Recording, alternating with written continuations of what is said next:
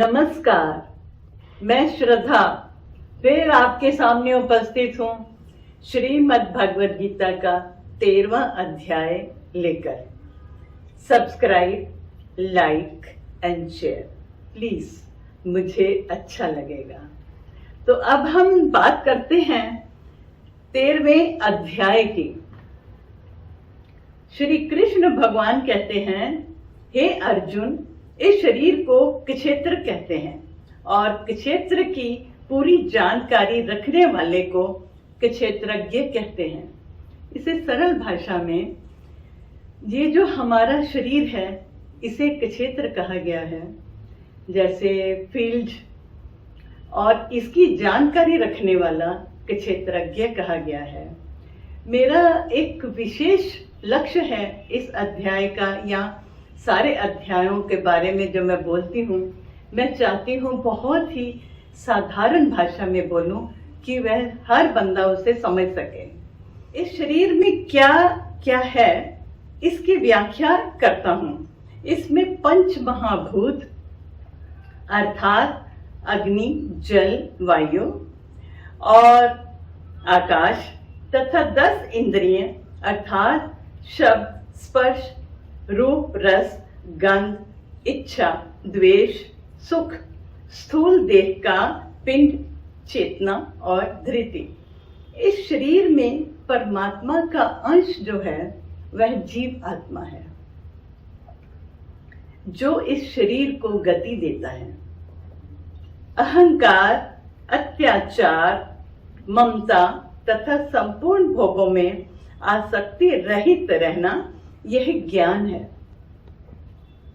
क्षमा भाव, मन वाणी की सरलता, श्रद्धा भक्ति सहित गुरु की सेवा, भीतर बाहर से शुद्धि, अंतकरण की स्थिरता, मन और इंद्रियों को वश में रखना, प्रिय तथा अप्रिय की प्राप्ति में समान रूप से व्यवहार करना और ईश्वर के साथ योग में तथा अन्य विषयों में असहयोग में रहना।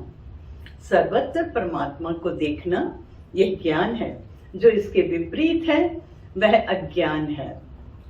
परम ब्रह्म न सत है न असत है। ईश्वर कहता है इस अध्याय में, भगवान अपना विराट रूप में वो कहते हैं कि मैं हर जगह उपस्थित हूँ, व्याप्त हूँ। सब जगह मेरे चरण हैं। जहां भी मेरा भक्त प्यार से मुझे नमस्कार करेगा वही मेरे चरण होंगे। कितनी भी दूर से वो मुझे पुकारेगा, मेरे हाथ इतने सक्षम है कि मैं जाके उसकी मदद कर सकूं, सहायता कर सकूं। कोई कितने भी धीरे बोले, मैं उसकी वाणी सुन लेता हूँ। कोई लाख गुफाओं में छुप के कर्म करे, मैं तो भी देख लेता हूँ। मैं सबके कर्मों का मौन दृष्टा हूँ। अब आप बताइए कि कैसे वो दृष्टा है। हम सोचते हैं हमें कोई नहीं देख रहा, कोई नहीं देख रहा, हम कुछ भी कर ले, कुछ भी कर ले। लेकिन होता क्या है, हमारे अंदर जो हम हैं, जो मैं हैं, जो ईश्वर का रूप आत्मा है, वो सब कुछ देखती है और वहीं से सब कुछ जाता है परमात्मा को। ईश्वर आसक्ति रहित होने पर भी सबको धारण में पोषण करने वाला है। निर्गुण होने पर भी गुणों का भोक्ता है। वह स्थूल भी है तथा अति सूक्ष्म भी है। वह विष्णु रूप में सबका पालन, ब्रह्मा रूप में सबका सृजन और शिव के रूप में सबका संहार करने वाला है। वह ज्योतियों का भी ज्योति सबके शरीर में जीव आत्मा के रूप में विराजमान है। इस ज्ञान को जानकर मेरा भक्त मुझको ही प्राप्त होता है। प्रकृति और पुरुष के मिलने से ही संसार का सब कुछ उत्पन्न होता है। उस परमात्मा को कोई ध्यान से, कोई ज्ञान से तथा कोई कर्म योग से प्राप्त करता है। जो ईश्वर को नाश रहित और समभाव से स्थित देखता है वही यथार्थ देखता है। जो मनुष्य पुरुष और प्रकृति के संयोग को कर्ता तथा अपनी आत्मा को अकर्ता मानता है वह सत्य को देखता है।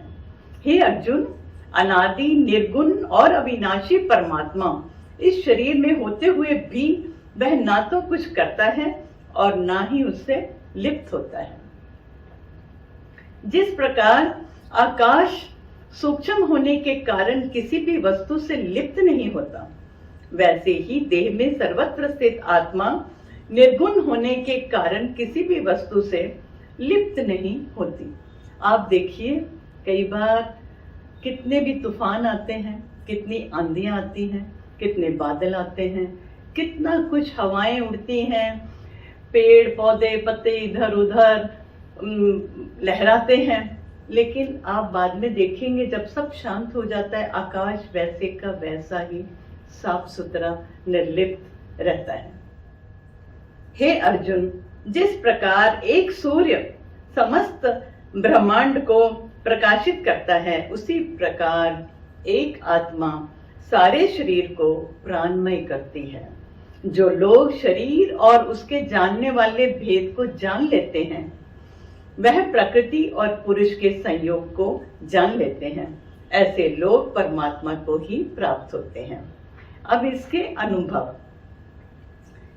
अनुभव में ये आया है कि जहां इस अध्याय का, जहां 13वें अध्याय का पाठ होता है, वहां क्रिएटिविटी उभर जाती है, निखर आती है और कुछ करने के लिए उद्यमशील करती है।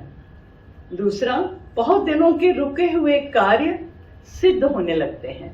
इसलिए तो मैं कहती हूं कि श्री कृष्ण ही सत्य चित्त आनंद है। हरिओम तत्सत, हरिओम तत्सत, हरिओम तत्सत।